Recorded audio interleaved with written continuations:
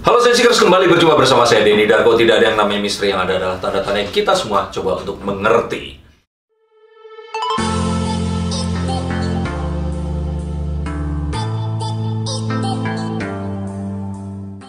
Reuni 212 dikabarkan batal dan Pangdam Jaya benar-benar menginstruksikan bahwa ini tidak boleh dilakukan. Jika memang terjadi, maka dia akan turun tangan bersama Polri bergandengan tangan mencegah. Tapi menurut saya sepertinya Reuni 212 ini akan tetap diadakan dan diselenggarakan. Sebelum saya mulai, silakan subscribe, like, dan nyalakan loncengnya. Dan jika Anda menyukai konten ini, silakan bagikan kepada orang yang tepat. Nah, saya melihat bahwa Reuni 212 ini tetap akan dilakukan. Memang tidak di Monas.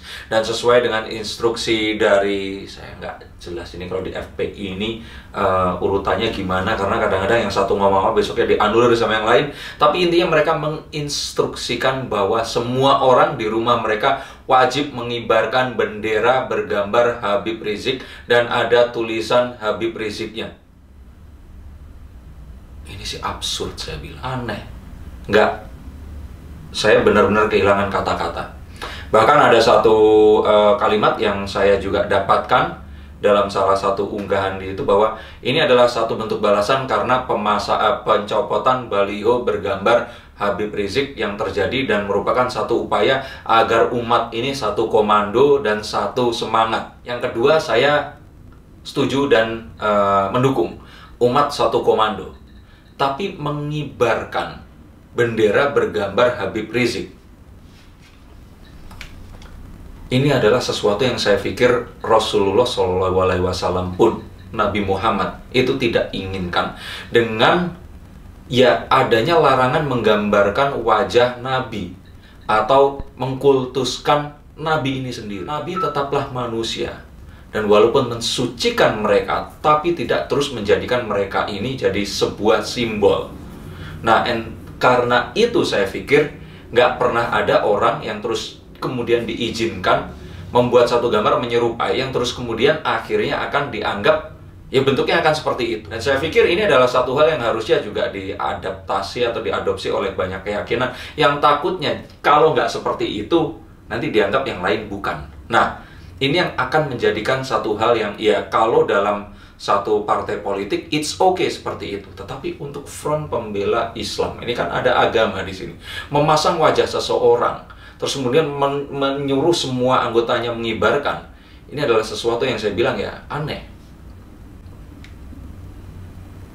Jadi akan jadi pengkultusan bahwa ternyata jika gerakan ini memang adalah sebuah gerakan, maka jadikan gerakannya ini yang suci, gerakannya ini yang benar-benar kuat. Dan jangan sampai ini akan membawa ke sesuatu yang berbeda. Jadi satu gerakan politik yang akan membawa sesuatu yang ya berbeda dengan semangat saat mungkin FPI ini dibangun. Nah, saya sih kurang setuju. Saya sih setuju dengan adanya FPI walaupun banyak oknum yang melakukan itu. Tetapi saya tidak setuju dengan adanya hal ini tadi. Dan sepertinya memang ini adalah satu hal yang harusnya diwaspadai, karena ditakutkan akan meningkatkan tensi politik. Dan ya sebaiknya Pangdam, ya kalau nggak cuma Pangdam, mungkin Menhan harus tahu bahwa ini adalah satu tindakan yang juga harus segera ditindaklanjuti atau diberikan respon. Saya pikir ini bukan sesuatu yang layak untuk akan dilakukan. Apalagi sebentar lagi, sesaat lagi kita akan tahu. Dan sebenarnya it's okay kalau mau mengadakan gerakan itu di masjid, tempat ibadah, dan sebagainya. Tapi jangan jadikan ini sebuah gerakan menggalang massa untuk menghembuskan sebuah gerakan politik. Jagalah kesucian gerakan ini dan gunakan ini sebagai sebuah hal yang positif. Nah, yang berikutnya lagi saya lihat, memang akhirnya pemerintah memberikan sebuah ketegasan dengan mengeluarkan peraturan presiden atau peraturan pemerintah ya, bahwa pemerintah daerah ini harus tunduk kepada ya pemerintah pusat. Bahkan juga ada beberapa pemanggilan kepala daerah yang dianggap melakukan pelanggaran protokol COVID atau protokol kesehatan, dan ini merupakan sebuah tindakan yang ya saya pikir agak aneh ya, kok bisa Pangdam atau militer ini memanggil pemerintah atau kepala daerah, padahal kalau secara hierarki mereka ini nggak harus saling menjawab gitu. Cuman ya memang dalam kondisi seperti ini mungkin ini masuk ke dalam sebuah satu order atau satu peraturan untuk bisa mencegah atau mengkontensi penyebaran COVID ini. Nah, tapi ini pun juga saya lihat sebagai sebuah gerakan politik. Pada akhirnya ternyata pemerintah melakukan sebuah ketegasan, walaupun masih dibolehkan untuk silakan kalau mengadakan ini di mana dan seperti apa. Nah, ini terus kemudian akan mempertanyakan juga bahwa ternyata memang 212 ini dilarang karena Pak Anies mendeklarasikan perpanjangan PSBB. Nah, jangan-jangan Pak Anies memang sudah nggak setuju dengan 212. Jangan-jangan Pak Anies ini memang sudah mulai meninggalkan 212 ini tadi karena dianggap sebagai sebuah gerakan politis. Nah, terus kemudian kita akan lihat bahwa pemilu sebenarnya masih lama. Pemilu ini masih panjang. Dan mengingat ramalan saya yang satu lagi tentang Perang Dunia Ketiga, kita seharusnya tahu bahwa dalam kondisi seperti sekarang ini nggak ada gunanya lah meningkatkan tensi atau ketegangan politik. Kalau ternyata nanti ini semua akan dilakukan, kita lakukan sesuai dengan jalurnya. Dan kita akan bahas itu nanti, tetapi yang saya lihat di sini, nggak ada gunanya atau poinnya dengan kita mulai berseteru dari sekarang. Yang saya takutkan ini nanti nyambung. Ada pilkada, terus kemudian yang lain, terus Indonesia mau membangun kapan? Nanti kalau di luar ada geger-geger, kita ikutan lagi, mau seperti apa? Saya pikir ketegasan pemerintah di kartu sebelumnya ini memang harus ditingkatkan, dan ini semua benar-benar harus ditegakkan. Jika memang ternyata melanggar, maka sudah memang seharusnya ditertibkan. Kemudian yang saya lihat di sini adalah adanya satu gerakan yang dianggap sebagai konsolidasi atau penyatuan. Ini penyatuan apa? Ini konsolidasi apa? Nah, kalau memang ini bukan sebuah gerakan politik, maka stay seperti itu. Jika ternyata ini memang gerakan politik, nggak apa-apa, tapi daftarlah sebagai sebuah gerakan politik. Ada aktenya dan memang harus dilegalkan. Kalau enggak, ini yang ditakutkan akan menjadi satu ketidakorderan dan berantakan di sini. Nah, jika ternyata ini dijadikan sebuah gerakan umat, maka gunakan ini sebagai sebuah gerakan yang murni untuk melakukan itu tadi. Nah, adanya oknum yang menunggangi hal ini tadi membuat ini semua jadi amburadul. Orang-orang yang berusaha untuk memasukkan agenda politik mereka, mendanai untuk menggulingkan pemerintah yang saat ini sah dan mencoba untuk mengambil alih kekuasaan bukan sesuatu yang etis. Nah, memang kalau ternyata dilakukan nggak ketahuan orang ya nggak apa-apa. Tetapi saat kita tanya pada nurani kita, maukah kita melakukan hal tersebut jika ternyata itu akan memancing keributan, memancing pertikaian antara saudara-saudara kita, maka kita harus bertanya, apakah memang ini yang harus dilakukan? Dan memang kita harus tahu saat sesuatu itu adalah politik atau benar-benar gerakan umat atau agama. Jangan sampai akan ditunggangi. Saya lupa di negara apa. Jadi memang mereka mempergunakan sholat Jumat sebagai sebuah sarana untuk menyalurkan apa yang dinamakan ketidakpuasan terhadap pemerintah. Jum'ah, Qadab, apa-apa, pokoknya kemarahan Jumat seperti itu. Yang saya pikir juga kayaknya kita di Indonesia nggak perlu deh hal seperti itu tadi. Semua jalurnya jelas. Bisa kita lakukan memang kalau ternyata dalam hukum harus kita laporkan. Dalam politik kalau kita memang ingin berkarir di situ dan ingin memberikan aspirasi ya jalannya ada. Nah, jangan mencoba untuk mencari alternatif lain yang akan merusak tatanan yang sudah ada. Jangan mudah untuk percaya bahwa gerakan ini akan menjadi apa dan seperti apa. Cobalah untuk selalu melihat dan mencari tahu. Iqra, kita lihat lagi. Kita sekarang sedang mengikuti apa? Kita sekarang sedang meyakini apa? Kita saat ini sedang akan melakukan apa? Dan apakah memang itu yang kita inginkan? Dan it's okay to saying no, atau bilang jangan atau tidak. Nggak terus karena tetangga kita berangkat, kiri berangkat, kita harus berangkat juga. Maka pertanyakan sekali lagi, apakah ini memang politik? Atau ini adalah sebuah gerakan yang memang membela agama atau demi akidah kita? Nah, jika ada yang bilang kalau nggak bisa dipisahkan dan sebagainya, it's okay. Tapi dengan menggalang massa, menggerakkan mereka untuk ada di dalam sebuah komando, dan terus kemudian mereka akan melakukan sesuatu, terus apa bedanya dengan sebuah gerakan politik. Ini yang benar-benar harus kita waspadai. Dan kembali lagi, kita harus cari tahu. Dan nggak segampang itu kita akan percaya. Misalkan dulu kita akan, oh saya mau nyoblos Pak Jokowi. Waktu dikasih tahu kalau, oh dulu Pak Jokowi adalah seorang entrepreneur atau tukang kayu, ya saya akan cari tahu. Nggak segampang itu akan percaya. Emang siapa sih Jokowi ini?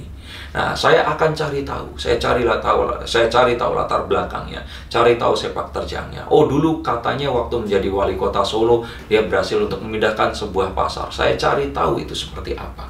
Dan saat memang ini sesuai dengan kita, maka dukung. Tapi jika itu ternyata hanya sebuah isapan jempol belaka, maka ya jangan melakukan dukungan terhadap hal yang seperti itu. Maka cari tahu latar belakangnya, jangan tertipu.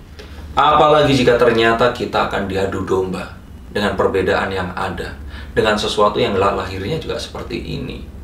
Apakah kita bisa minta untuk saya terus kemudian lahir sebagai orang Jawa, orang Arab, keturunan pedagang, nabi, atau siapapun? Saya nggak bisa meminta. Saat itu dipergunakan sebagai sebuah narasi untuk saling bertentangan, maka hati-hatilah. Karena saat terjadi sebuah kekacauan, maka ini adalah kesempatan terbaik untuk kekuatan dari luar masuk dan mengestablis atau menegakkan sebuah kekuatan baru yang kita malah akan sangat dirugikan dengan kehadiran mereka. Maka hati-hati, karena sebenarnya persatuan kita ini adalah yang utama. Orang akan selalu bisa mencari celah untuk mencari negativity atau hal-hal yang tidak kita inginkan dalam sebuah komunitas atau sebuah masyarakat. Tapi jangan jadikan ini sebagai sebuah alasan untuk terus kemudian kita akan saling berseteru dan menghancurkan persatuan yang sudah kita pupuk sekian lama. Dan terus kemudian kita harus tahu bahwa kita harus masuk ke fase berikutnya.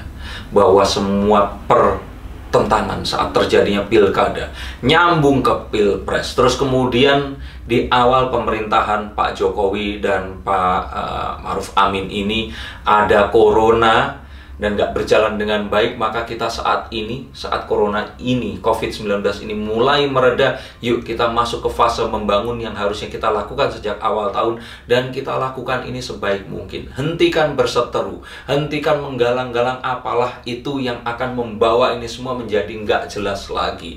Saat saya bicara ini, kita mendapatkan satu hal yang positif karena dolar agak turun. Saat Donald Trump dikabarkan menyerah dan tidak akan perpanjang ini semua dan membiarkan Joe Biden menang.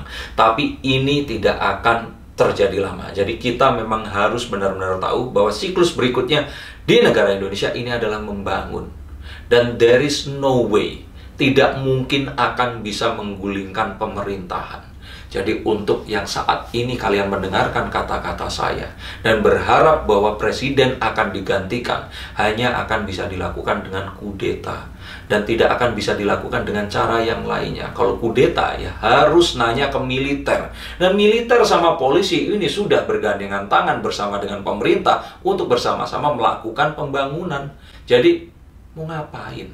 Kalau memang mau ya peringatan, kita bersama-sama untuk menegakkan atau meninggikan nama Sang Pencipta, silahkan. Saat bertemu, terus kemudian mengatakan bahwa negara kita ini dan sebagainya, pemerintah kita dan sebagainya, saya ramalkan Pak Jokowi akan sampai di akhir pemerintahannya. Dan tidak ada satu orang pun, tidak ada satu hal pun yang akan bisa menggantikan itu tadi. Loh, tapi kan nanti kalau kita memohon, berdoa, bermunajat kepada Allah, ini semua akan... Saya mengutip pertanyaan Pangdam. Apakah kalian semua mewakili kita? Nah, ini akan jadi sebuah esensi yang paling tepat. Bahkan saat saya berpikir Pak Jokowi itu kemudian menang, ya saya berpikir bahwa itu adalah keinginan dari Sang Pencipta. Dan kemudian kita terus berseteru, dan kalau orang Jawa bilang eker-ekeran seperti ini mau sampai di mana? Jadi stop sampai di sini. Fase berikutnya adalah membangun. Yuk kita sama-sama kita kerja untuk bisa membangun negara ini menjadi lebih baik daripada sebelumnya. Dan hati-hati terhadap sesuatu yang memang nggak pasti. Internet bubble filter tetap mengintai. Hati-hati jika ternyata memiliki ponsel seperti saya ini, dan terus kemudian kalian percaya bahwa semua informasi yang disuplai itu adalah benar. Betul sekali, informasi ini bisa juga salah. Karena itu saya meminta kamu untuk googling, untuk lihat situs yang lain, membandingkan apa yang saya katakan, dan jangan langsung percaya. Ingat, cari, googling tentang internet bubble filter. Ini adalah sesuatu yang internet filter bubble. bubble filter. Ini adalah sesuatu yang membuat kita semua jadi percaya bahwa apa yang kita percaya itu adalah benar-benar sebenar-benarnya dan orang lain adalah salah. Betul sekali. Ini adalah biangnya polarisme atau terpolar atau terkutubnya kita semua. Sehingga terus dulu ada dilarang menyolatkan pendukung penista agama. Ya itulah, cari aja di situ. Nah, artinya kita harus selalu tahu bahwa sebenarnya nggak ada orang yang jahat. Nggak ada orang yang berniat untuk menjahati orang lain. Dan dengan semua orang-orang ini tadi, siapapun itu percayalah, mereka ini nggak jahat. Mereka hanya mementingkan golongan mereka sendiri. Dan karena itu, ada baiknya kita semua selalu taat kepada tata cara. Jangan kita berpikir bahwa demi keinginan dan kepentingan kita sendiri, maka kita akan melanggar dan menghalalkan banyak cara, dan kemudian akan merusak semua tatanan yang ada. Demikian ini ramalan dari saya mengenai sesuatu yang akan terjadi dalam mungkin 1 minggu ke depan. Mungkin sekitar 4 hari ke depan. Harapannya ini semua nggak terus kemudian meningkatkan tensi apapun itu juga. The Tower yang saya katakan ini nggak terjadi, ramalan Denny Darko akan salah. Adanya satu ketegangan di akhir tahun ini bisa dihindari. Dan jika ini semua dihindari, saya akan dengan senang hati membuat video pertama mungkin ramalan gagal. Dan semoga ramalan saya gagal, semoga nggak ada terjadi pertengkaran dan semua kericuhan ini. Dan semoga kita semua diberikan berkat apapun itu dari Sang Pencipta Allah Subhanahu wa Ta'ala. Terima kasih, sampai jumpa dan salam.